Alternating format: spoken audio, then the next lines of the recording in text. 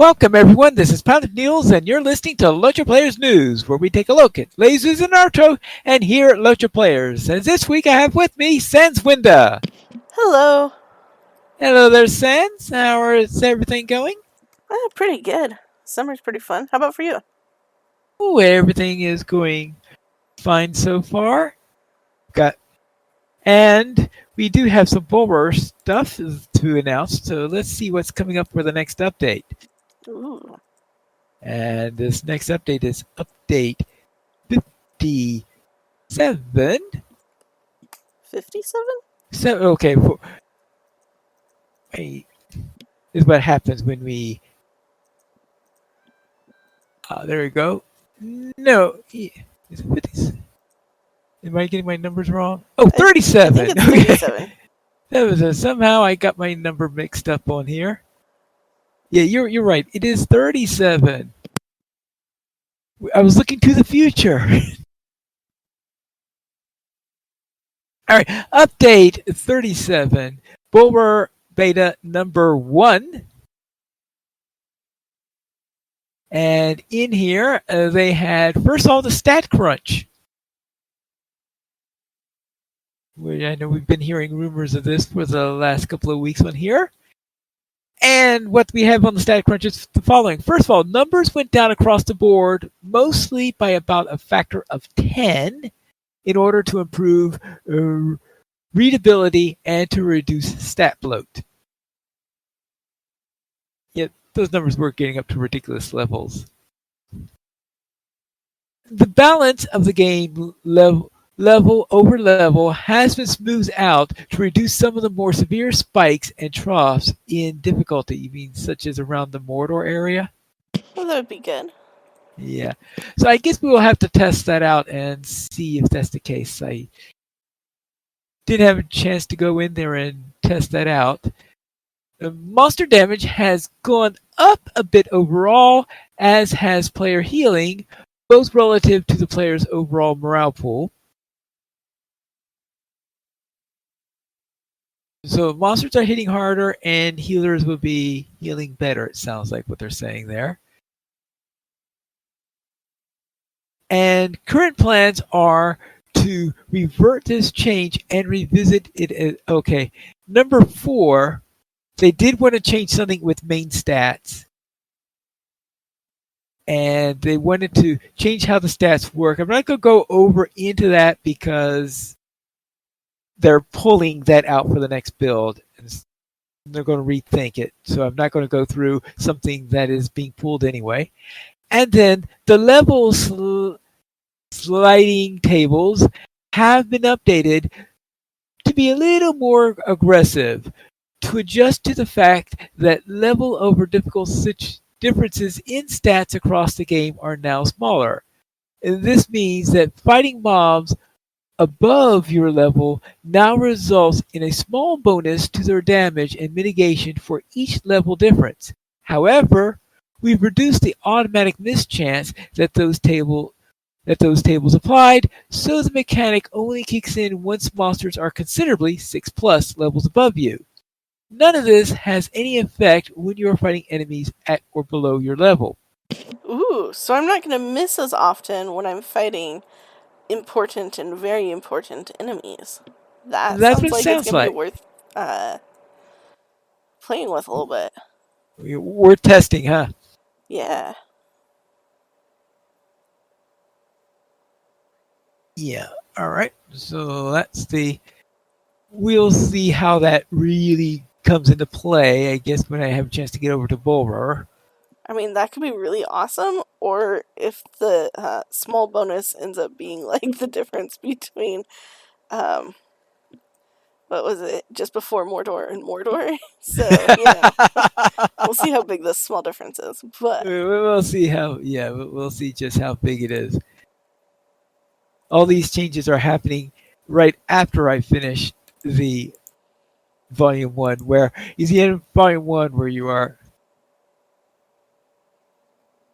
where at the end of Volume 1, you get the mobs who are like level 52 in content that was originally level 50. right? Which is something they thankfully did not do in when approaching Mordor, because if they did that, you would have been That would have with been rough. pieces. Yes, yeah, Yeah. that would have been really brutal if they had done that.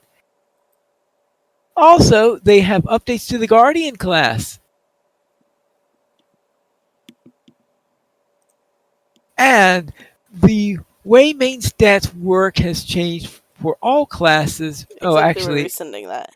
that's right. That was the first thing they wrote in general information for the Guardian stat updates. Like, so I guess we'll ignore that particular one. They didn't grade out on the Guardian discussion area. And also, the skill turn the table no longer requires Guardians to suffer from a combat state effect to use. Instead, the skill will now be used without a target and affects up to 3 targets within a thin cone, 45 degrees within 6 meters of the Guardian. This still breaks combat state effects, including root, and provides protection from combat states for a period of time after use. Guardian specialization trees have also been altered. You can no longer specialize in Fighter of Shadow. This has been transformed into a utility line. Traits in yellow will cost a base of 1 trait when specialized in either Defender of the Free or the Keen Blade. There are some traits that have an increased cost. So the usual thing that they've had in other classes that have utility lines. And then they talk about each of the lines in turn. I'm not going to go into details on these, seeing how inevitably these things get readjusted. So it's probably not something that I'm likely to go through, because I have to go through about 5 times. And we are going to go through the whole thing in reasonable detail when we get the final release. So as usual, I may have a Reader's Digest version back then. Let's see what else we have. Bjorning class updates. Please note only Yellow Line Bjornings is suitable for testing in the beta. Please do not test using the red or blue line specializations at this time. So they're not quite as far into the updates on the Bjorning, it looks like, as they were on the other side. Yellow Line Bjorning is ready for testing and player feedback. Of particular focus for this week was feedback on healing efficacy, healing rotation, and wrath generation in the yellow line. So it looks like it is not turning into utility lines, just staying as a healing line, it looks like. Which makes sense because each of their lines do something very different. Yeah. The reason for the others making them utility lines is because there was usually a line that wasn't really all that much used, at least not as a primary line. Right. Or didn't provide a completely different role. Yeah. Whereas, like, with the Bjorning, the yellow is healing, the blue is tanking, and the red is damage. But, like, with the Minstrel that they changed, we had the damage and the healing, and those were the 2 primary functions from Minstrel. And then the yellow line was just a buffing line already, so they made it easier to get from either of the other 2. Yeah. Then the next thing we have in here is the Forester event. And I believe we discussed most of this last week, and that is that they're adding the first of the crafting events, and I think we went through already the things that you have to do. That you have to go around, collect resources, and in a way, and then afterwards you take a lot of drinks and carry a caber while drunk. Right. And maybe Yeah, get punched by antwives. and maybe get punched by antwives. Yes, Probably not really. the and the caber that you take it through is they do have a course. You know how the race tracks that they have in the game? Yeah. especially the one in testing in Combe, where they have this area and you're supposed to go between the gates in order to progress on the way. And that's sort of the type of thing that you have in here. Now, of course, this is a much smaller scale on where the gates are, since you're not riding quickly on a horse. Instead, you are trudging along with a caber in your hand. So yes, so you go through each of the gates in order to do it, and eventually get to a finish line and complete the course in there. And one of the things that they made sure to know is they're talking about the reason why the timing is because the cycle starts when someone starts. Because I think in the past they just announced it's time to get started, and regardless of whether or not anyone's bothered signing up or anything like that. So the cycle starts when someone signs up. And then they give another warning after 2 minutes, and or when there's a second sign up person. And then 2 minutes after that, the event starts. And the idea there is to guarantee that you're not going to be waiting half an hour for enough people to sign up. And likewise, to make sure that they don't have the event run with 0 people. So they're trying to balance that whole thing out. So the idea there is they're going to try to ensure that if, after the first person signs up, within 4 minutes, that event will be starting, either 4 minutes or when the people actually signed up on the thing. So sometimes you might be in there and you might be the only person, in which case it'd be pretty easy to win because you got no one else going against you, or you could be having an entire crowd going through there. That sounds like a good way to try it.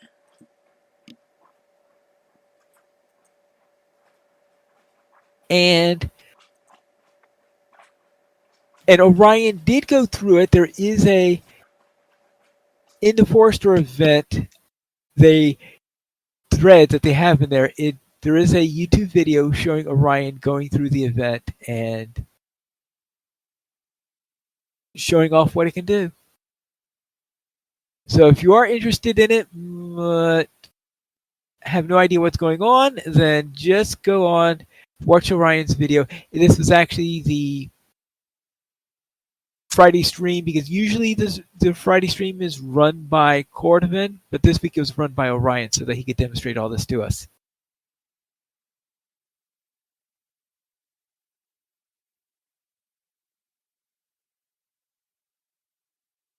And let's see, and the next thing that we have in here are the LOTRO store updates. Now these were the store updates that they were originally planning about a month ago. Well, they got moved up over into here. Okay, note that this preview is separate from Update 37 and will likely be released prior to the release of Update 37. We'll have more information on the release timing in the future, but here is a quick overview of today's updated store preview on Bulwer. So they had the store update on Bulwer, but it might come out before the actual Update 37, so we may see this. And some things they have is browsing in the store. On the left side of the store, you'll see a list of categories where you can browse for things to purchase. There's also a search bar if you're looking for something specific. And for favorites, if you see an item that you like and might want to purchase again, you can create your own favorites list by clicking on the star on the upper right of any item in the store.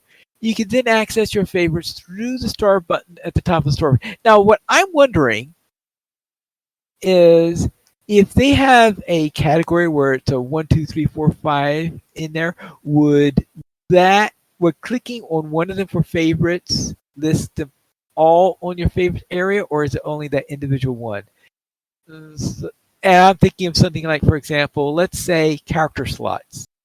If for some reason you wanted to be able to see extra character slots, if you could make one of those your favorites, would any new character slots that ever get released be set in your favorites list whenever you next log in and there are character slots available for sale?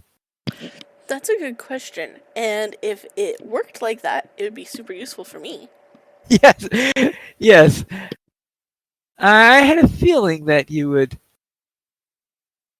like to know such information. Yes.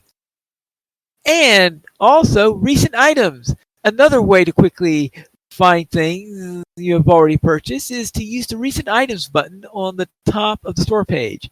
It looks like a clock. Check it to see if you see the items that you visited and purchased. You can sort by price or date and by low to high, high to low, oldest first, or newest first by clicking on the drop down arrow on the upper right of the page. And at the upper left of the store page, you will see arrows to go back and forward through the store session if you wish. As for My Account, the My Account section of the LOTRO store is where you manage your account in the LOTRO store, and this has three tabs. General.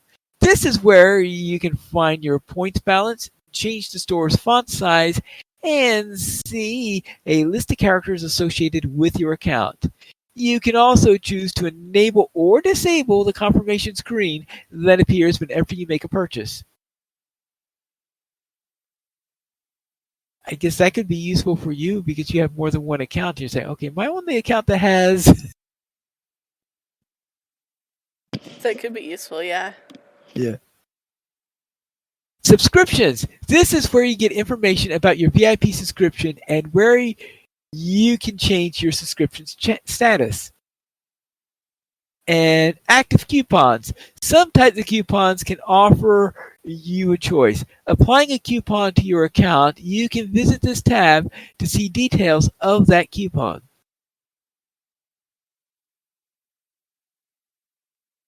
Okay. I guess I'll have to see about that. Transaction history. You can find your transaction history through the drop-down options located in the upper left of the LOTRO store. If you want to check what something costs or how many points you spent on things, this is the place to go. Looking for something specific, you can filter by the transaction type by clicking on the arrow next to the transaction type to choose the category to a more refined list. And note, a test coupon was created. Okay, yeah. So they had a test coupon in there for Bulwer so that you could try out the coupon abilities.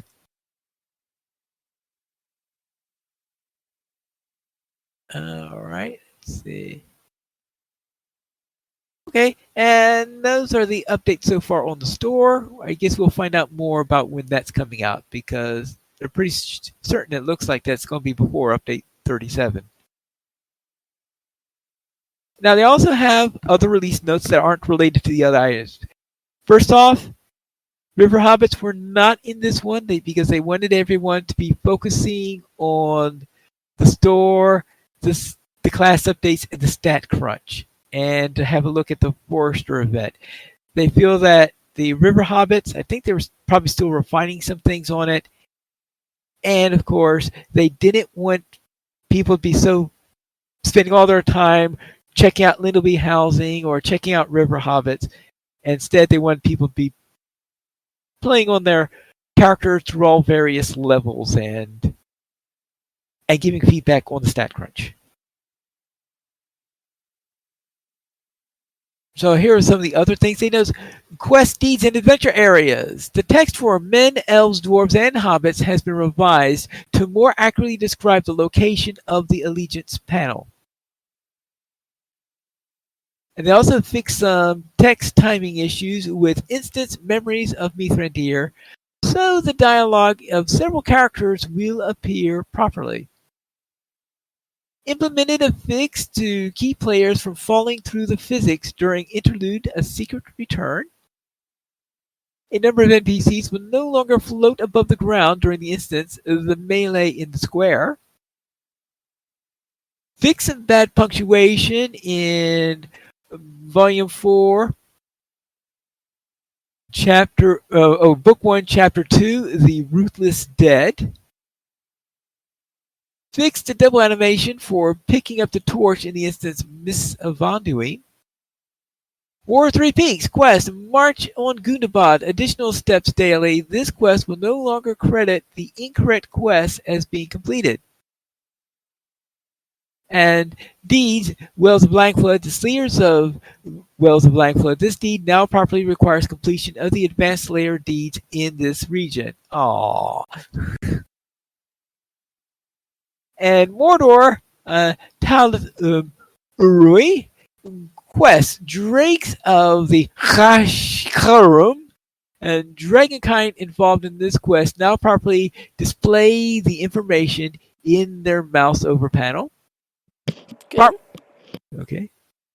Farmer's Fair, Thring's Challenge, Tier 2. This quest no longer refers to the level cap being level 120. Thrang has been duly informed of the launches of Minas Morgul and Fate of Gundabad and sends his congratulations to the team. Eregion quests the Worm Keeper. The quest item involved in this quest now automatically is added to your inventory. Farinorian quest instance, Honor and Treachery. Krumgon no longer steals a line of dialogue from Re Fostrid. Various visual effects in this instance have been polished. In the Elder Slate quest, the Necklace of Undoing. Thrain the First now has his proper appearance, and missing line has been re-added to his dialogue. In Archit quest instance, the Assault on Arch. Here's a real old quest, yes. Adley's Spiderbane now has an appearance consistent with other appearances elsewhere in game. Western Gondor quest, the Roving Threats of Western Gondor. This quest no longer overly insistent that you speak with Ardenir, instead only suggesting once that you talk to Alnir. Made some adjustments to clear up confusing objectives in Volume 3, Book 11, Chapter 9, Seeds of Treachery. Quest, toss a coin, find a string, fix the string that was showing up in the wrong place. For the weekly mission quest, on a mission weekly and on a continuing mission weekly, the 1000 Virtue XP consumable item has been replaced with a direct 1500 XP grant when you complete the quest. You can still choose a 1000 XP consumable item from the mission's bonus character boost package selectable reward offered by these quests.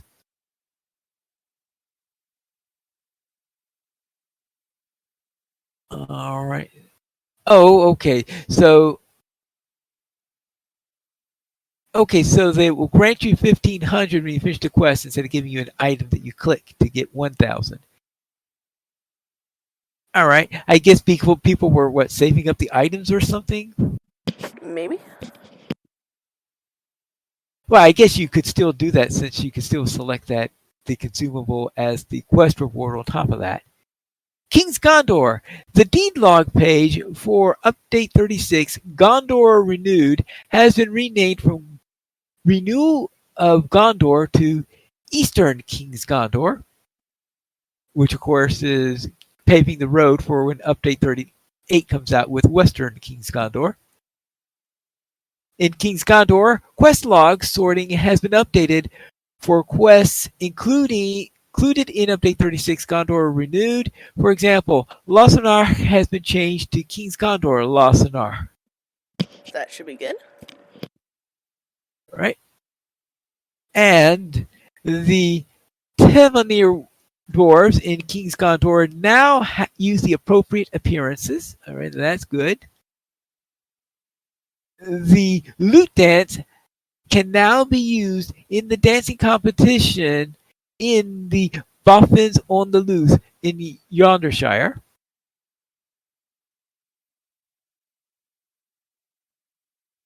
Elda in Wildermore couldn't decide if he had long hair or not. He does, for the record, and now he will have it in the instance the bloom. Nice. His indecision has been solved. His indecision. I was wondering whether he was donning and doffing a wig regularly, right? Right? One of the loose rock quest items for Legacy of Durin Chapter 4.3, Think Like a Goblin, was stuck on an inaccessible cliff. It has been moved to a better location and removed Celeborn's accidental kicking animation in the further adventures of Eladon and Elrohir in chapter. Thank you! You can also, what is he mad about?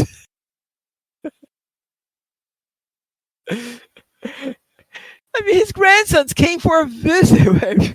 Is that something to be mad about? Quests with Hobbit-specific text have been updated for River Hobbits.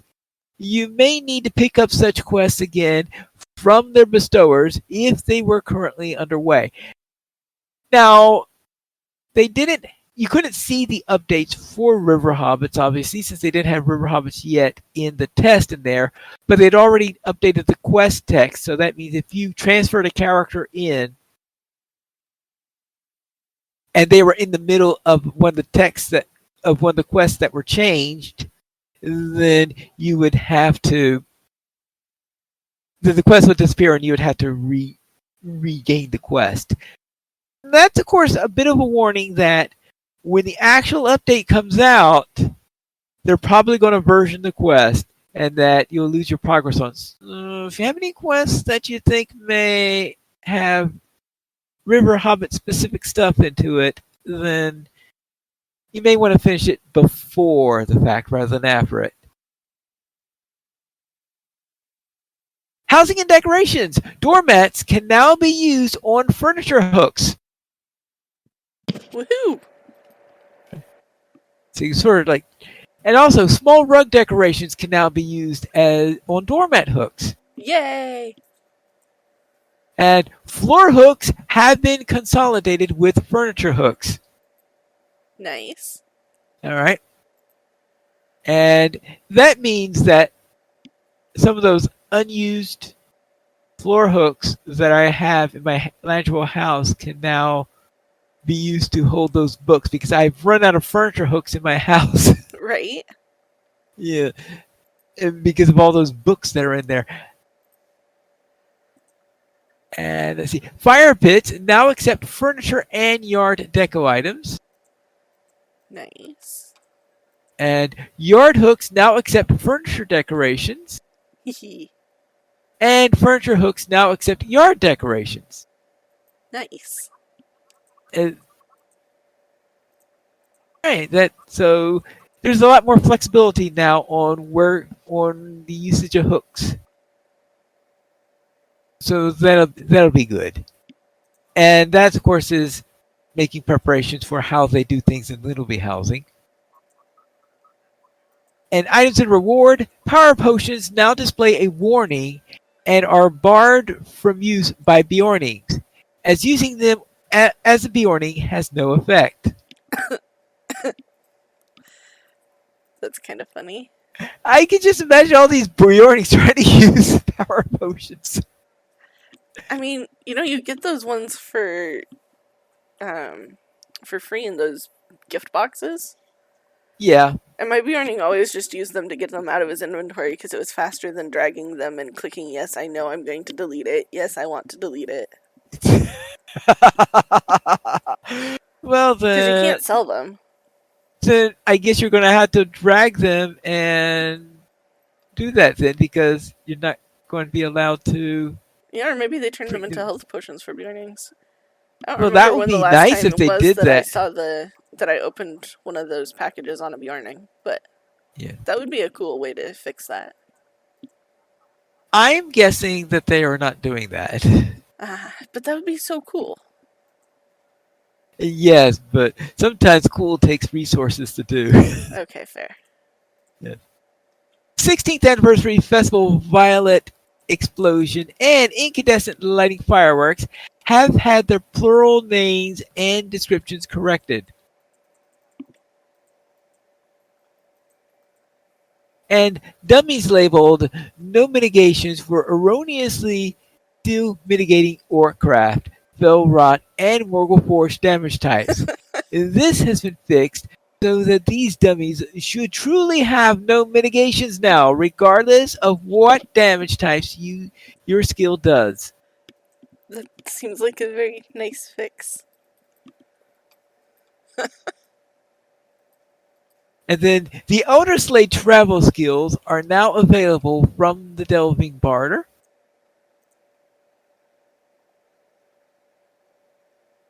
The Elder. Oh, okay. They didn't have an Elder Slade travel skill from the Delving. Okay, I guess that makes sense. Let's see. The Bjorning. Oh, that's right, because they just added Elder Slade Delvings. That's why they suddenly thought of it now. All right. The Bjorning armor and jewelry is now correctly on the heavy armor vendor of Door of Marth and Mordor. Good. The the Bjorning armor set of the Forest Bounder and Brawler armor of the Peerless Hand Fighter are both now correct have correct armor values of each armor piece. Bjorning armor reward in the quest Sworn to Secrecy has been corrected to heavy armor rather than medium. Enemies in Moria no longer drop obsolete legendary item rewards. Thank you. Items from the Etmors that were placed into players' banks were throwing a string table error when added to your bank inventories. This has been fixed. And the Forhel reputation items, Ayorka shoes, Leona boots, and Mamuti boots now have a max level of 75. Aww. Oh well. What was so special about these that they need to put a max level on them? Well, I mean, like, they do have that cold buff reduction, but they also look really cool. So, like, if you were using the actual one, you want to make sure it goes in your wardrobe, I guess, so that you can still use it Yeah, you would. Oh cosmetically. yeah. They look cool. Okay, so the main thing is that they were. There's cosmetic versions of them available too, though. Yeah, there is a ceremony. Yeah, I tried looking at them at the site, and they sent me to the ceremonial version of it, which of course is the cosmetic one. Right, and I don't know that I would have anybody at level 75 still wearing them in game. I mean, I guess it's possible, All right. but I don't think that Oh, would be something that, like, I would still have them on and then they would be suddenly unequipped. oh, you mean I don't know. It's Because they're like the level 45. They're I know, not. but anything that gives a 20% run speed buff is sounds like something that you would say. Okay, Wait, they give a run speed buff? yeah, plus 20% run speed. Ooh. Not no, but you have to click on it, but it lasts. Okay, it's only for 20 seconds, so Oh, it's not okay, as so that's why I impressive as didn't yours. know it. Yes, that's why you didn't care. Okay. Yeah, that makes sense. Okay. I Yeah, had it's plus only. 30% on my hunter anyway. Yeah. Okay. Yeah. Okay. There are reasons why you didn't notice. It's usually you're the first to notice a speed buff. Yeah, but the speed buffs in LOTRO don't stack like they do in ESO. You got a point there. I wish they did. I'm sure you would. It would be fun. All right. Let's look at PvP. Yes. The old return to Grand Split map and now has a 1 minute cooldown, matching the newer version available from the updated intro quest. Excellent. Okay. Updated the Entmore's quest to auto bestow correctly. Nice. Players are now directed to head north to the Captain General of Glanvrig as part of the new player tutorial in the Entmoors. Cool. As for the landscape, implemented some additional safety nets to prevent Glowing and friends from sinking into the rocks behind Limlock. They were sinking into the rocks? Increased the playable space for the divided loyalties of Glukob the Goblin to eliminate an inconvenient wall. Miscellaneous travel issues to and from King's Gondor have been resolved. Okay. Miscellaneous placement issues in King's Gondor have been resolved. Swift travel routes from various stable masters in the Shire no longer have level usage restrictions. That's good. Goats in Osta Norhir are now appropriately sturdy. They were thin as a stick goats before? Maybe. Yeah, right. And mithril traders now properly display their names on the radar. Cool. Localization fixes also. They fixed various titles so they will properly display in German. Good. And miscellaneous things. The illumination garments gift wrap selection box now includes the hooded cloak of illumination as a selection option. Fix an issue in the Before the Shadow mission, the Jaws of Death, that allowed Warks to travel outside the instant space but still be using delving skills. Yeah. That seems problematic. Well, I think when they say outside the instant space, it wasn't that they're going into the regular world. I think it was going to a place where you can't reach them, right? Because you hit the Right. invisible But they wall. would still Yes. be reaching you. Yeah, they'll be reaching you through their It's their like the delving skills. opposite of when they're like glitched out and you can't like do any damage to them. Yeah. It's like glitched out but doing damage to you. Right. Yeah, that doesn't seem nice at all. I'm glad they're fixing that. Okay. Dummies labeled. Oh yes, we already talked about that. Let's see. On smaller resolutions, the Rovanian submenu will now have a scroll bar if it was too tall for the game client. Yay. And collection panel information on where to acquire the following cosmetic pets have been updated: Formal Corgi, Toffee Goat Kid, Mottled Craban, Ashen Eagle, Copper Goat, Spotted Pig, Two-Toned Sheep, and Red Gecko. Nice. And that's it for what was appearing in this week's update in there. Now, they also provided in here our first primer for the crafting update. The crafting refresh is nearly upon us. Wrong diary. Hello, crafters! Welcome to the first information on the upcoming refresh of the crafting that is due to be released with Update 38's expansion. Alright, so that means it's not coming with Update 37. Well, okay, that explains why he did the bat in the hatches joke, because obviously that would be for another item that's coming in Update 38. Yup. Yeah, yes. We are going to start by talking about this now because there are some elements that we are hoping to introduce before we get to Update 38. So, Update 38 is when they're hoping to have everything here in place, but they're hoping to have some of it in place before then. I think they're still trying to get maybe 37, maybe 37.1 in order to be able to get the professions versus vocations thing, which, as we suggested at the outset of the year, the professions will be separated from vocations. You will be able to train in any three professions that you want moving forward. Those that currently have professions acquired through the old vocation system will see no change. Nothing should be altered for you. You will have the same proficiencies, recipes, and everything else that you currently have with zero changes whatsoever. Though now, if you wanted to, you could switch out one of them. Don't have a profession yet? You can visit any of the old vocation trainers or apprentices to learn your individual professions. Will I still get tools? Yes, you will still get the tools for your profession. I guess when you sign up for the profession. Yes. Will I still get a guide? Yes, though it is likely for a for a bit that the guide will be the vocation guide until we have some more time to revise it into smaller pamphlets.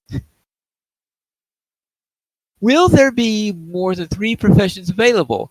Yes, though this might be something that comes a little bit later. This will also require the purchase to make it available for your character. Does that mean it's a per character purchase? Is what he's implying there, I think? That's kind of what it sounds like, which Y- is kind of disappointing because it'd be nice if it was account wide, or if there's an account wide variation of it. Yeah, But we'll see. we'll see what happens on there. Though I suspect that there won't be too many characters that I would be wanting a fourth one anyway, because most of the time the third one is third one is running fallow anyway. So if I wanted to grab another one, I would just probably drop the one that's not doing anything. I feel like it'd be most useful for like my main character who has all 3 of hers maxed, and I don't know that I'd Yeah. want to lose progression in any of them to get another one, but I'd like to add another one. Right. Yeah. In that case, yeah, that's the case where you would want to do it.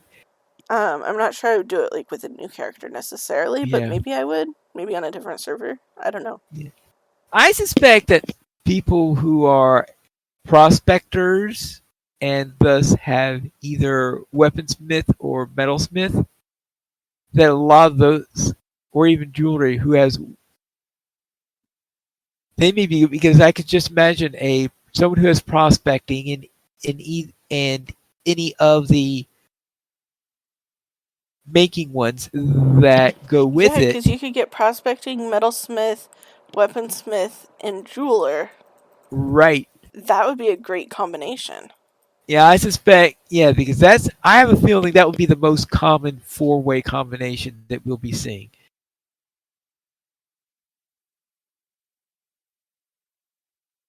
All right, let's see. And let's see. Okay, what will the new tier of crafting be? All right, let's see. Perhaps the biggest departure from the existing crafting system, aside from separating of the professions from vocations, is the approach to the new tier. Yes, that's right, a new tier. With the release of the expansion, the Umbar craft tier will be the first tier that does not require the previous tier of crafting to engage with. Regardless of your crafting ability, you will be able to engage directly in and learn the recipes that are part of the new crafting tier. You This is will, awesome. yeah, you will work directly towards proficiency in the new tier and then towards mastery of that tier. Yeah, that is wonderful. That way, if you are a That is an little bit amazing behind, update. Yeah. yeah. Then, of course, the follow up question to that is, what about the previous tiers? We will not be making any changes to the previous tiers initially, but we hope to return and uncouple the various proficiencies from the previous tiers as time allows. We feel that modernizing this aspect of the craft system is vital to continued engagement and growth of the system, and want to allow new players to progress as they wish through the different versions. And of course, inevitably, when someone buys the high end expansion and it coming with a Valar to 140, I guess. It would be really, really nice to be able to engage in that crafting system instead of going back and And I know a lot starting of over people at felt level 1. yeah, because I'm pretty sure that a lot of people who valor their characters don't bother crafting because they don't want to go through that pain again. Well, it's pretty painful, and um, I think what makes it worse, like, it's not super horrible gaining the basic proficiency at each tier, but if you want mastery at the max level tier, you have to gain mastery at every tier before that before it'll work towards mastery. Yeah, let's And that's see. the part that always drove me crazy. Yeah, let's Because see. the initial Crafting. requirements aren't horrible. Right. The mastery one, yes, and they do specifically say that the mastery one is, yes, you will still progress, which is really nice for a character that I have that just entered in Moria. I know they're not fixing this for the previous ones yet, but I just had to go through and back into parts of Eregion and look for some nodes in order to be able to get it up so that I'll be able to start doing stuff at supreme level in the crafting area because Yep. I couldn't because of the group that I'm in there we sometimes rush through the content in there and I don't always have it at my leisure in order to go and pick up all the metals I need for it. Well, then And now there's. Good. and now I'm in a situation where, yes, just this thing. I'm not going to get mastery on this because I'm still haven't hit mastery on 2 tiers before this, so it's just going to Yeah. be basic level. Well, then there's some tiers where you can get a lot of ore or end up with it randomly. Like, I'm thinking about in Mordor with all the chests that you can get it out of. Yeah. Um, but then, like, you've got to go back and scour for an Orion Skarn. Or the Skarn before that, or the Skarn before that. If you want to actually be able to use it past the initial proficiency. So, Yeah. yeah, I think uncoupling those is going to be a really, really beneficial thing for them to do. All right. So the first tier that's going to benefit from this will be the Umbar level tier. Whoop whoop. When you get there, how will you break the previous proficiency tiers apart? The most logical and efficient way is to set the different proficiency break along the true expansion release and not in the smaller releases, but full expansions. Makes sense. So Oh, probably oh, some of the first tiers will stay together.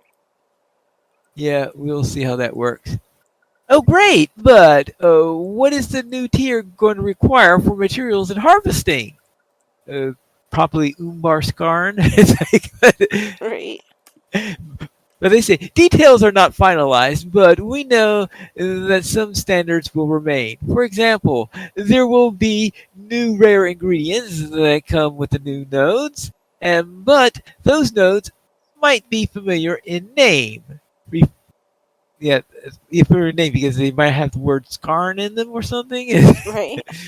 Yes, refining materials will require more of the raw materials and Oh. potential some of the additive materials found in the nodes to get the refinements. As these some details congeal, we will explain more and more about the aspects of the system, but the big change remains previous proficiency tiers are no longer needed to jump to the Umbar crafting. So I wonder if they're making this change because they figure that with uncoupling them, people aren't going to pursue mastery or complete mastery, and they still need to make us mine a certain amount for them to feel good. I don't know. I guess we'll have to find out. Hopefully, it's not going to Okay! be brutal. Alright. Okay, but what can I make? Here is where we really want to start emphasizing crafting and getting it back to the visibility and importance of the crafters in the world. To measure the importance, it is easier to create a ranking system to explain gears and consumables, since they are the primary output of the crafting system. Below are the rough equivalences where crafting gear will balance out against the other factors. So therefore, tier 0, now I'm not talking about the crafting tiers as in Umbar tier, but I'm talking about the tiers of different things you make within the tier. Yeah, kind This of could, like a bulleted list. This is like in yeah, one more indent. yes. Okay. So first of all, the tier 0 of it is the gear and consumables. These are things that are the tier 0 ones are the equivalent to in-game vendors or lower proficiency crafters. Those are the ones that are in there. I'm not too sure what they mean by these various level proficiencies in the crafters, but Well, maybe they've like split up the proficiency thing. So like, oh, if so you're that like they're 1/3 proficient, you're a low proficiency. Maybe if you're like up to half proficient, you're mid proficiency. And maybe like the first half of proficient, you're a low proficiency, and then the second half, you're mid proficiency, and then after you actually pass proficient, you're proficient, low mastery. I don't know. okay. So they're going to have some names that are going to be associated with this on right. So the higher ends are called mastery, and the lower ones are called lower. Okay, I guess that makes sense. So that there looks like they're going to be 6 areas instead of 2 areas as they have in the current system. Now I know why they had to spend time in revising it all. If they're going to be 6 sub tiers instead of just 1, instead of just 2. Yeah. All right. So that's the tier 0. Is we're just beginning. You're making things like in-game vendors, so not very impressive. So at the second tier, then you're about equivalent to landscape drops and maybe some of the lower quest rewards. So at tier 2, now you're getting into capstone quest quality and also what you might get from lockboxes. And right, that's good. That's the proficient crafters to low mastery range in there. And then gear and consumables. There we're getting about this is where the mid mastery crafters are going to be. This is equivalent to some of the lockbox stuff, about the mid range lockbox stuff. 3 items that you could have dropped from small fellowship instances. And also, this is a rather strange one that they have in here. They say skirmishes asterisk.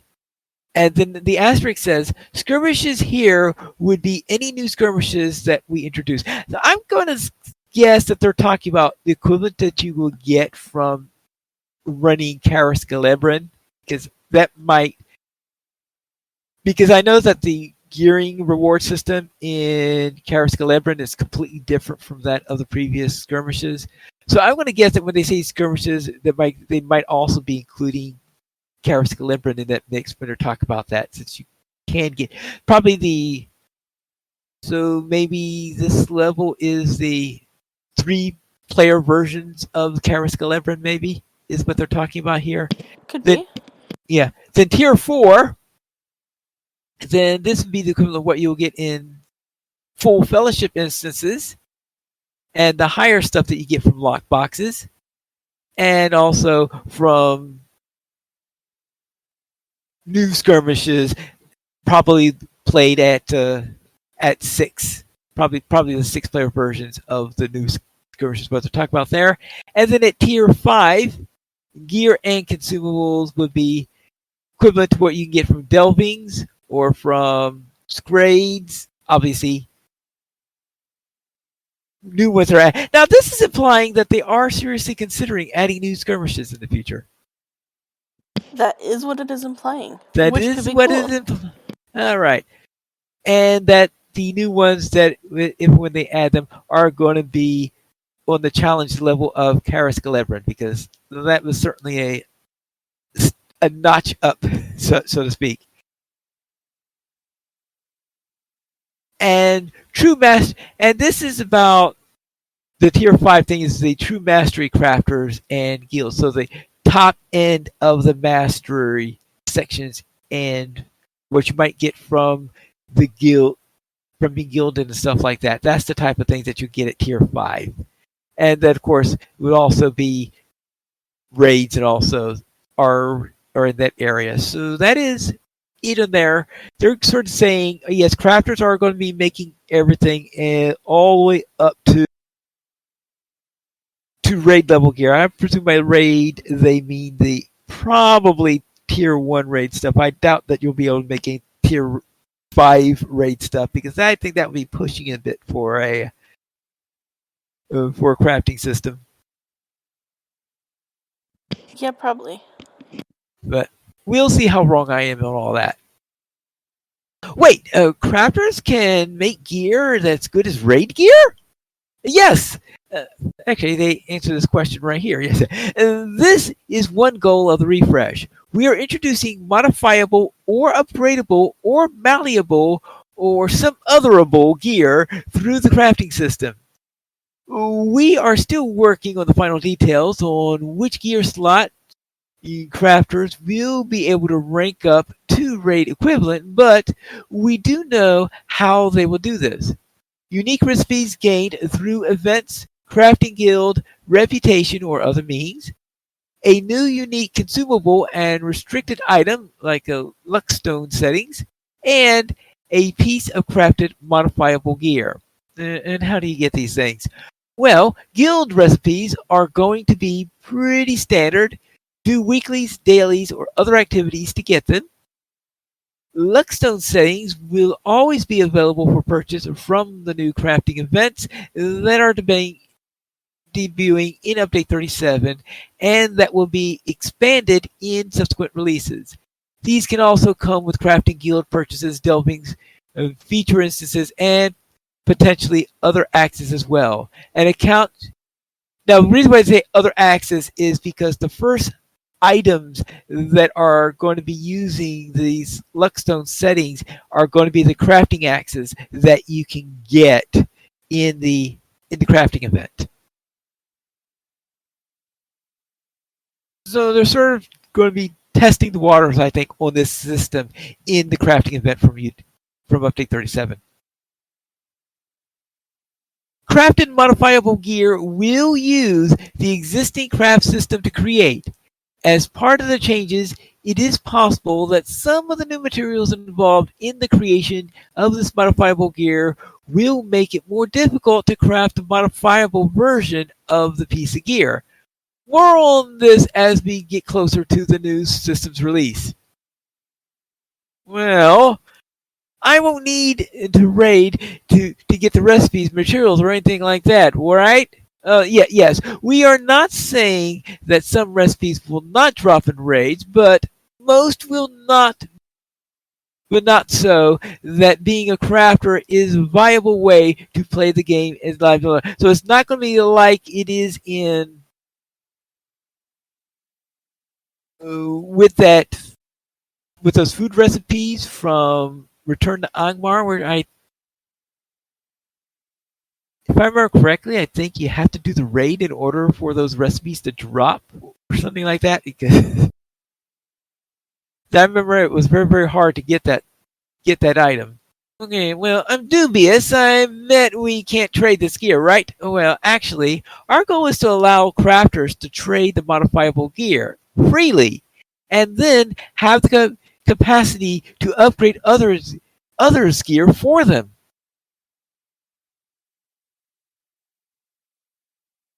Okay.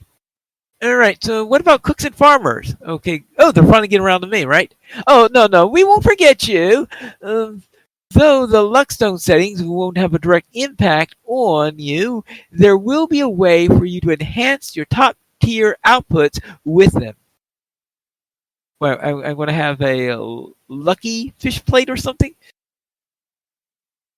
Okay. Essences, allied traceries, weapons, class items, instruments, furniture, more. Will they be upgradable? Okay, and then he says, well, he got ahead of himself. I got ahead of myself here. The edit below is the corrected version of the section. Okay, so apparently they had a bad version of this before. We have not made the final decision on what can or cannot be upgradable, but it should be expected that there will be some number of these items that might fall into these categories. That said, here is a list of the items that you will be able to craft moving forward, whether any, some, or all of them is undetermined. Essences and are a definite yes. Traceries of craft are a definite yes. Offhand weapons are a definite yes. And class items are a possibility. Instruments are a possibility. Furniture not upgraded, but a possibility.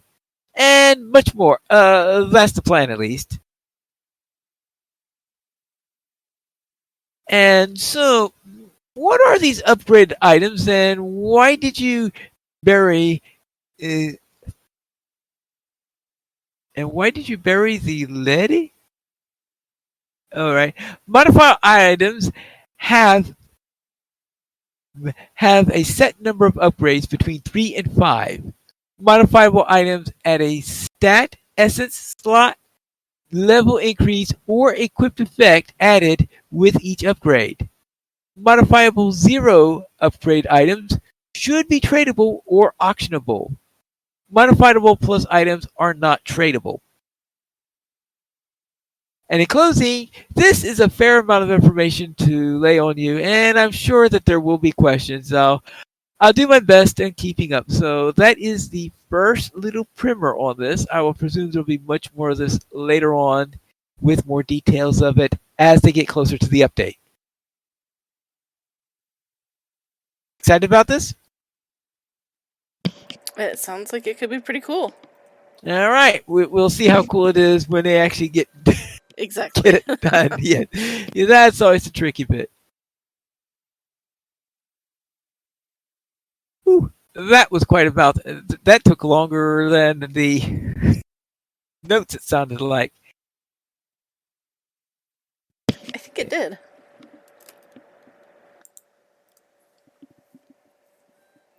Right. So.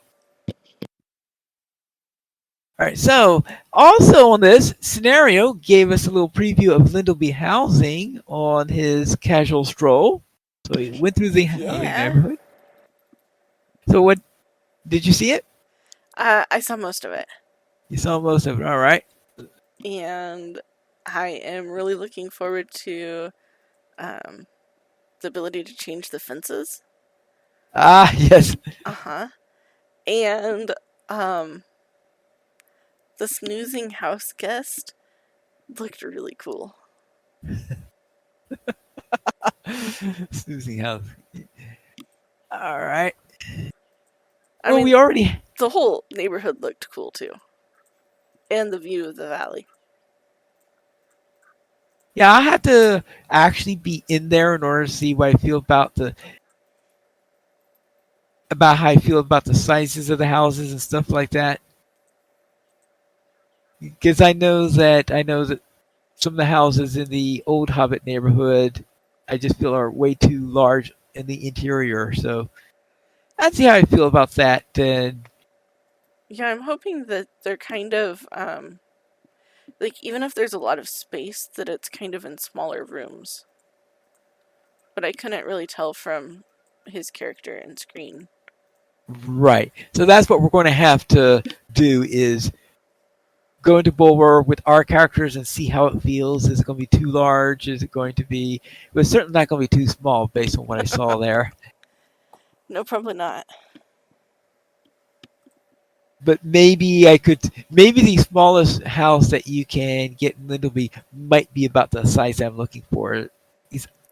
Yeah, I think that the larger ones might be a bit large for what I'm seeking. Fair. Yeah, so we'll see. We will find that out soon enough. And let's see. I Yeah, I'm guessing that maybe one, maybe 2 more weeks before we'll be seeing that. All right. Also, Orion gave a sneak peek of the crafting event, which we already talked about that, and he also gave us a little look at the River Hobbit character creation screen.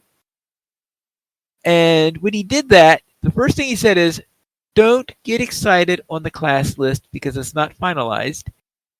Because since they hadn't finalized it yet, they had all the classes active, and he said, no, it's not going to be all classes, especially the one that was next to the bottom. Meaning, no, yeah. So even though he had a version of it that was showing a Hobbit runekeeper, he says, no, he's almost certain that you're not going to have River Hobbit runekeepers. So he's just saying, don't get excited on that little sneak peek in there because they had not made their final decision as to which classes River Hobbits are going to have available. He pretty much said that they'll definitely be able to be Mariners, and I'm going to assume that they're going to be able to be any class that a regular Hobbit can be. But for anything other than that, I guess it's going to be probably some speculation in there. See, I'm trying to think. Fair. I think we can rule out Bjornings though because they're a race Oh, and yeah. class, so we can just Whenever rule I that one see, out. yeah. Whenever I say classes or anything like this that are selected, I'm always making the assumption that Bjornings are out no matter what by definition. So I don't even consider them to be a class from that point of view, even though yes, technically they are. Because to me, Fair. classes here you can. I just think it's funny that they always show up on the class selection screen, even though you can only select them when you are a Bjorning. And that's all you can select when you are a Bjorning. Yes. Yeah, there is always that. Maybe if they need more room on it, they could just remove the Bjorning from that list and only have it appear if you're a Bjorning. Yeah. I think River Hobbit Runekeepers, though, would be really fun. I just think they'd have to redo some of the Runekeeper stuff to make it fit. Yes. Like, their runestones could be like moss covered rocks. And their magic could have more like earthy and watery elements of it. Then that means having a different version of the It'd be Runekeeper like a than. totally new version of the Runekeeper, so I don't think they're going to do it. That's But I not going think to do it would that. be really cool. Let's see. I'm trying to think what classes, other than the obviously that hobbits can't currently be because I know they can't be. I know captains are currently not allowed, but and I'm trying to think what other classes are they, and runekeepers obviously not. What other classes are they not allowed to be? With the recent changes, I think that's basically it. That's basically it. So that means they're probably still trying to decide whether or not they can be captains or yeah, captains and because I think they'd want at least one class to be different from them than what they were on the regular hobbits. That would make sense. Maybe regular hobbits aren't going to be able to be the new class though. Well, that's right. Oh, that's right. Because You got a regular point hobbits there. don't like the water. Yeah, So because maybe I'm river hobbits thinking will be the only mariner hobbits. that's likely, and I think the people of Buckland. I know that the model for river hobbits are the ones up in Lindleby, but to me, I think that the Brandenbucks are likely river hobbits in their culture. Probably. Even though they are living right next to the Shire instead of out in the Anduin or anything like that. Slightly shirified river hobbits. Yeah, slight Shirified, but Mary points out very, very strongly that yes, the Brownie Bucks do know how to use boats. Yep. Yes. And they haven't quit doing so just because of that unfortunate unfortunate incident with Frodo's parents. Right? Yeah. And they also made a note that this update is focused on systems updates. This is why we're talking about things like crafting, which most of that's going to be in update 38 in any case. We talked about that crunch. We've talked about okay, a new housing neighborhood, though that's not quite previewed yet. We have River Hobbits, even though that's not being previewed yet. So you have all these things that are being done in there, but there are no significant new landscape areas.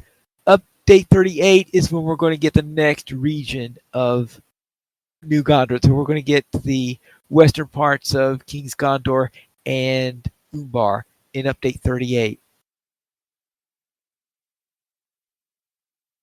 And so Update 37 is not going to have any significant new quests. Now, I suspect that there are going to be some housing neighborhood type quests because that's something that usually comes with these housing neighborhoods. There's some small quests inside the housing neighborhood. So I am going to guess that is going are those are going to be the only quests, and they might have one or two tweaks in there, but no really big significant landscapes in which to do any questing in. So with that, let's go and have a look at the store sales. Sans, what's on sale this week?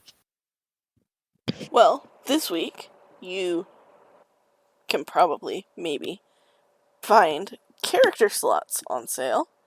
Ooh, Yeah. I mean, did you assuming you check? haven't maxed out your. Yeah, mine are maxed. Okay. But probably for most people, character slots are on sale. The vet status is on sale, stat packages are on sale, and XP boosts are on sale through July 27th. And the weekly coupon code will get you a free scroll of finesse for 6 hours with the coupon code FINESSBUFF. FINESSBUFF. And that is also good through July 27th. All right. We finished our way through that. So let's see what our weekend gaming was like. What did you do this week? Well, I played some more ESO with Gwendis on my Arcanist and unlocked a new companion. Ooh, which one? Sharp. Sharp. Oh, right. Yeah, that was pretty fun. Well, fun isn't really the right word. Oh yeah, That was a especially pretty because heavy unlock. But playing yeah. with Ware was pretty fun. Okay. And I played some more Arc with Cinders and with Pine Leaf, and that was a lot of fun. And did some more dinosaur taming, which is always fun. And I picked up Dinkum again and made it to year 2, and I've become better at acquiring iron, thanks to a visit to Pine Leaf's Iron, where he took us to visit the deep mine for the first time. And that was really helpful because I had been too scared to go in, not knowing what it would be like, and having read about how horrible it could be if you weren't prepared. Ah, yeah. Um, Then you'll and once you master the deep mine, there's the undergrove. ooh, deep mine first. Yeah. Well, you can't even go into the undergrove until you get. You remember how?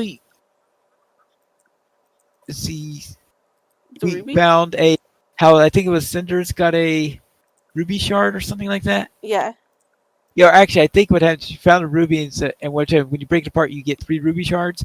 Well, if you ever get 4 ruby shards, you could put the ruby shards into the slots that are next to where you say, let's go down into the deep mine. And if you do that, it'll send you to the undergrove instead. And that's it's a tougher area.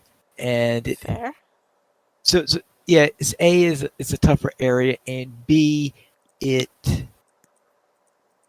So then are those it shards has one-time use to, like, the mine pass? yeah, so this is why it takes 4 shards into it. Yeah, so those shards will disappear afterwards. So that means every once in a while you have to go back up to the original deep mine in order to find some more rubies so that you could get shards from them again. Fair. So yes, that means you need to find 4 rubies in order to go into the undergrowth 3 times. Is sort of how it would work out then. Not too bad. Yeah. So, Now, yeah, so that was pretty yeah. fun. And thanks for the tour of how to go through the deep mines, because that was All very right. helpful. You're welcome. And that was pretty much my week in gaming. How was your week, Finally? All right, and we'll begin with my runekeeper who joined the Mythgard crew in getting revenge against a rat. Because if you remember last week, we had a lot of trouble with the rat from the sewers. So we went back in there, we beat the rat, and then we went and ran. Oh yes, the Black Grave, and we completed that one also. So we finished Nice. both of those. And in ESO, I created an Arcanist. And what I do is I keep on forgetting that I'm not a Templar. Because whenever I do my initial hit, then I hit my number 2 button, which my Templar pulls me to the opponent so that I can just pound on them a little bit more. And of course, that doesn't work on my my Arcanist. So yeah, I need to get a little bit used to the character. So I'm not quite used to the skills that we have there. Fair. Your Yeah. skill that puts up the triangle, Yeah. if you can get 3 triangles up with it, it'll make your other skills in that line stronger. And in some of the other lines too. All So right. I'll keeping have. up the triangle skill on your bars, even as you level up, is kind of important. Okay, I'll have to keep that in mind. Yeah.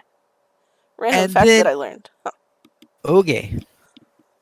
Now in Dinkum, as Sans mentioned, I gave a little tour of the island to Sans and Cinders, and of course I showed them the deep mines. And I also managed to introduce them to the bug catching competition. That was pretty fun. Right, and Sans and Cinders then went on to show me how it's done. I mean, I kind of just caught everything in sight because she was buying them for some really good dinks and my town was in debt. So, thanks for letting me sell bugs on your island finally. Now, one of the things to note is that